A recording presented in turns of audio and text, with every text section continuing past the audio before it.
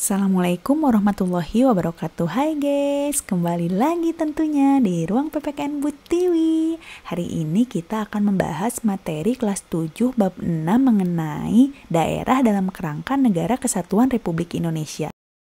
Keep watching ya. Mari kita mulai.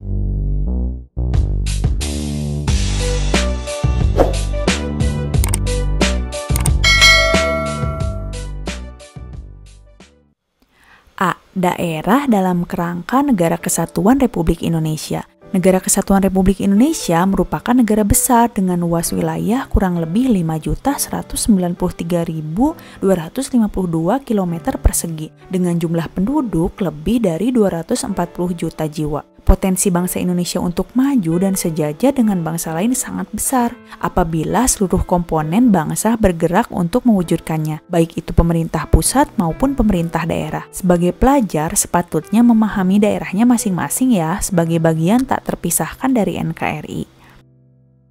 Ini merupakan foto perjuangan rakyat Surabaya untuk mempertahankan kemerdekaan pada tanggal 10 November 1945.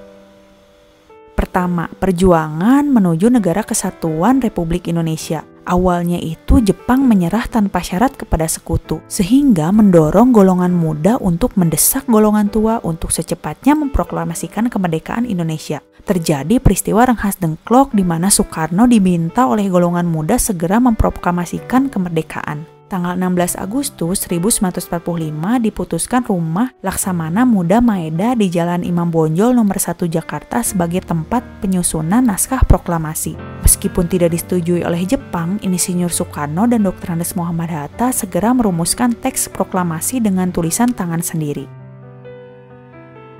Sebelah kiri merupakan teks asli dari proklamasi. Kami rakyat Indonesia dengan ini menyatakan kemerdekaan Indonesia diubah menjadi kami bangsa Indonesia dengan ini menyatakan kemerdekaan Indonesia. Diperbaiki oleh Ahmad Subarjo. Hal-hal mengenai pemindahan kekuasaan dan lain-lain akan dilaksanakan dengan cara yang secermat-cermatnya serta dalam tempo yang sesingkat-singkatnya. Kedua kalimat tersebut diperbaiki oleh Muhammad Hatta. Kemudian diketik oleh Sayuti Melik dengan 3 perubahan. A. Kata tempoh diganti dengan kata tempo. B. Wakil bangsa Indonesia diganti atas nama bangsa Indonesia. C. Jakarta 17805 diganti Jakarta hari 17 bulan 8 tahun 5.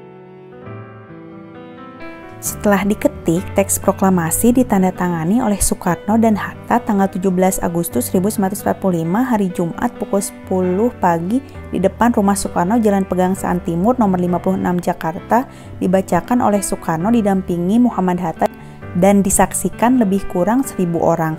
Setelah teks proklamasi dibacakan, dikibarkanlah sangsaka merah putih oleh Suhu dan Latif Hendra-Ningrat dan secara spontan peserta menyanyikan lagu Indonesia Raya. Sangsaka merah putih dijahit oleh istri Insinyur Soekarno yaitu Ibu Fatmawati. Proklamasi kemerdekaan bagi bangsa Indonesia memiliki makna yang dapat kita telaah dari berbagai aspek. Aspek hukum, proklamasi merupakan pernyataan keputusan politik tertinggi bangsa Indonesia untuk menghapuskan hukum kolonial dan diganti dengan hukum nasional, yakni lahirnya NKRI. Aspek historis, proklamasi merupakan titik akhir sejarah penjajahan di bumi Indonesia, sekaligus menjadi titik awal Indonesia sebagai negara yang merdeka, bebas dari penjajahan bangsa lain. Aspek sosiologis, proklamasi menjadikan perubahan dari bangsa yang terjajah menjadi bangsa yang merdeka. Proklamasi memberikan rasa bebas dan merdeka dari berbagai belenggu penjajah. Aspek kultural, proklamasi membangun peradaban baru dari bangsa yang digolongkan pribumi pada masa penjajahan Belanda menjadi bangsa yang mengakui persamaan harkat, derajat, dan martabat manusia yang sama. Aspek politis, proklamasi menyatakan bahwa bangsa Indonesia sebagai bangsa yang berdaulat dan mempunyai kedudukan sejajar dengan bangsa-bangsa lain di dunia.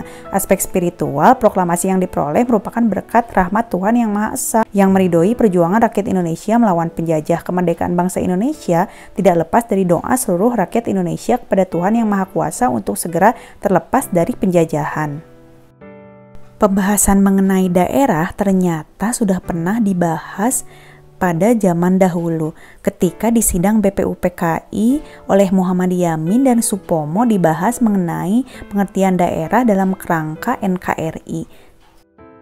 Pemerintah pusat mengakui adanya pemerintah daerah secara konstitusi negara selama masih sesuai dengan prinsip perkembangan masyarakat dan NKRI seperti masyarakat hukum adat, desa, marga, nagari, gampong, huta, dan huria, diakui sejajar dengan kesatuan pemerintah lain seperti kabupaten, kota, dan provinsi. Hal ini dipertegas dalam pasal 18B ayat 2 Undang-Undang Dasar 1945.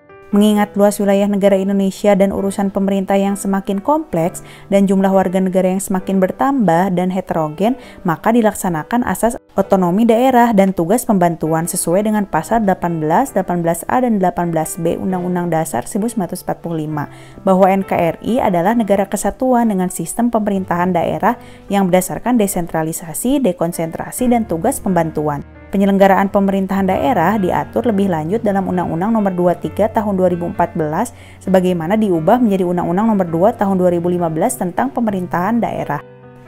Otonomi daerah diberikan seluas-luasnya kepada daerah agar mempercepat terwujudnya kesejahteraan masyarakat. Tetapi dalam negara kesatuan, pemerintah daerah bersatu dengan pemerintah pusat. Walaupun pemerintah daerah diberikan wewenang otonomi seluasnya, tetapi tanggung jawab tetap berada pada pemerintah pusat. Oke, segitu dulu materi untuk bab 6 ini ya. Semoga kalian mengerti dan paham mengenai materi ini. Stay tune terus di Ruang PPKN Bu Tiwi ya. Jangan lupa like, subscribe, komen, dan share tentunya. Assalamualaikum warahmatullahi wabarakatuh. Dadah!